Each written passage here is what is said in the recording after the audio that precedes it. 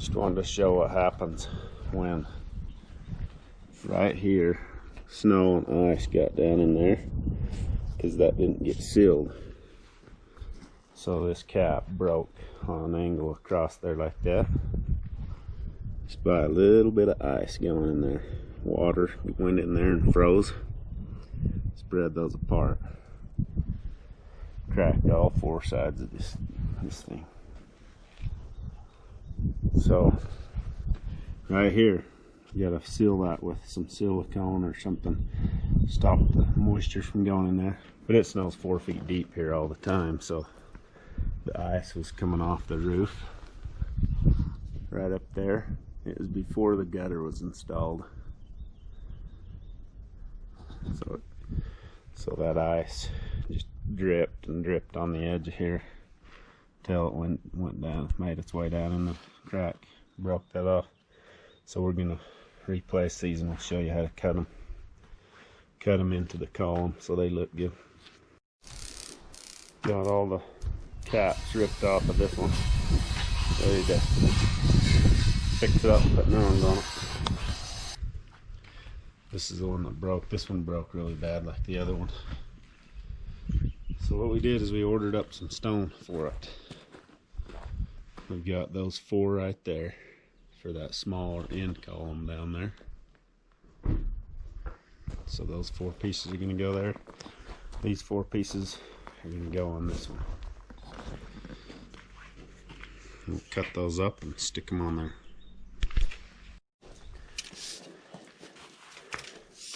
Okay, the first thing we got to do is find center. This post may not be exactly centered in the stone column, so what we got to do is determine what that is. So our average width is 24.5. So you measure right here, you measure over here, get your average width. So we got 24.5. So we need to be 12.25 to center. So 12.25 right there somewhere. This is a 9-inch column, so we need to be 4.5 to center. So that thing is perfectly centered already. So it goes right there. So you go 4.5. So you're back 1/4 inch on each side. So you have a 1/2 inch joint for this stone. So our measurement is 4.25 to right there, but we need our 1/8 inch gap for expansion. 4 3/8. 4 3/8 from edge of stone here to the edge of stone here. So we'll go over and cut our stones to fit that, and the same thing on this side. Measure it the same way.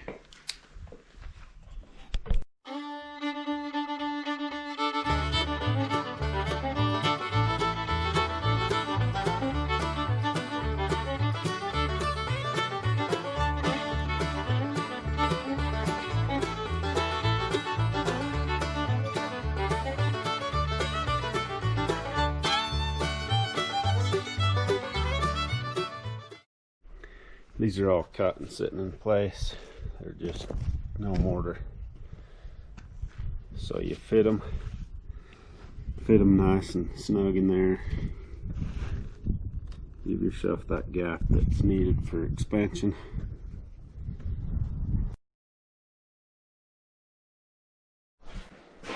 On this, the top of this column, before we put any mortar down, we took our blower and blew all the dust off of it, cleaned it up real nice before you put mortar down.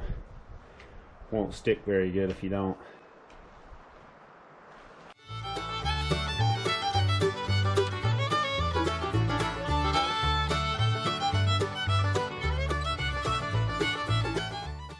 So what we're gonna do is we're just gonna notch this, basically build that post as if it is right here in the middle of this.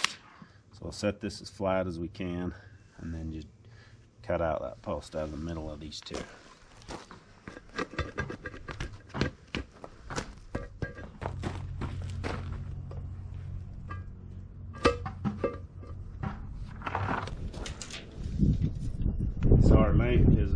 feet on the column, and we have 51.5 here. So we have 9 1/4 from the edge to our first column. 9 1/4. So that's the column there. And on this other side, on this side it is 9 3/8.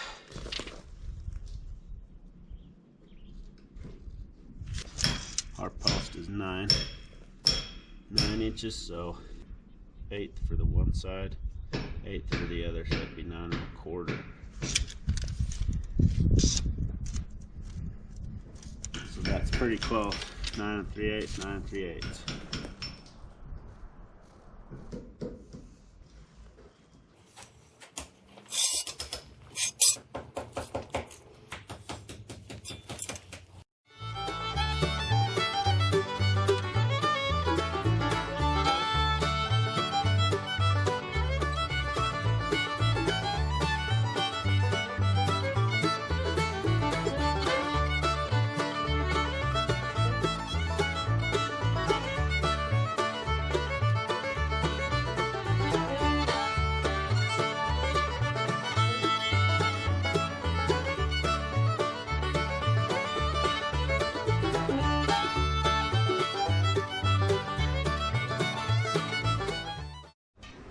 Okay, they're cut and sitting in place. They turned out pretty nice. A couple of them have a little bit of a big gap, but not too bad. Okay, the way I decide which stone I'm gonna install first out of these are all just sitting here without any mortar under them.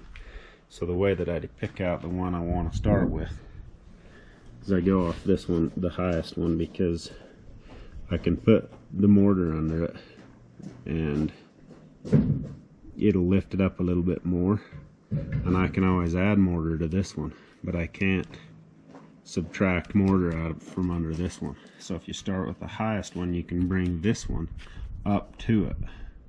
You can't bring this one down to this one. So you start with the highest one. A lot of times it's just because there's a blob of something under there, your lath's holding it up a little bit weird or whatever, but start with the highest one and then bring these others up to it for flush. That way you don't have one of them at a different height than the other. Okay, so your next stone basically tells you how much you need to lift your others. So this one is the second to the highest. I don't necessarily have to do it next, but it just shows you only need a tiny bit of mortar under this stone. So when you're spreading your mortar out, you don't put very much under that one. Otherwise it'll be so high you won't be able to work its way down. So this one has 1/4 of an inch. So I'll put about a 1/2 inch of mortar under this stone. So when you're setting this highest one, you put as minimal amount of mortar on there as you can possibly put without it, and it'll still have it stick. So if you make these ridges in it like this, then it'll give it somewhere to go. So it'll hold it up for a second, and you can push it down, and it'll just kind of flatten these out as it goes down. If you keep the mortar flat all the way across it, it won't go down very well if you need it to. So just kind of make these ridges like this in it. Gives it a way to go down, gives somewhere for that mortar to go, but it'll still hold it up. So thin as possible on your first stone, because it's the thickest stone or the highest,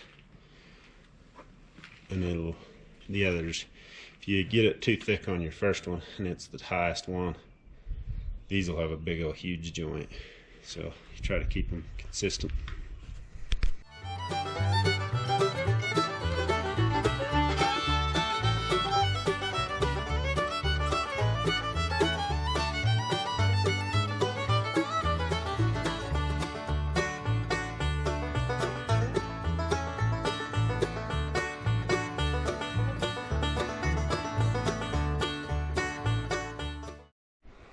Okay, these are set in place now. Sometimes when you push this one down, it'll move the other one, so you kind of have to go back and forth and adjust them a little bit, making sure this is all flush.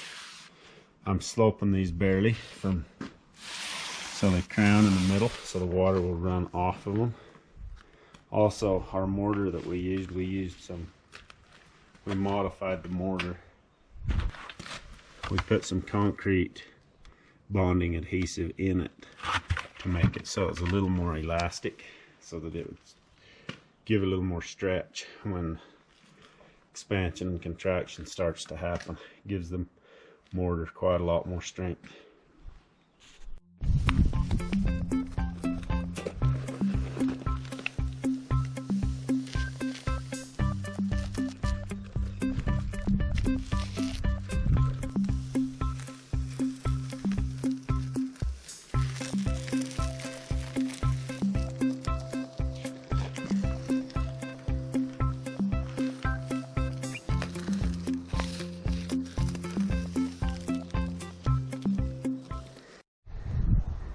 They're all done up, tooled up.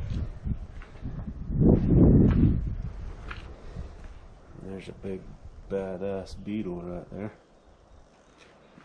It's a big old sucker. He wants to get on the camera. Looks like the daddy to all the bark beetles around here.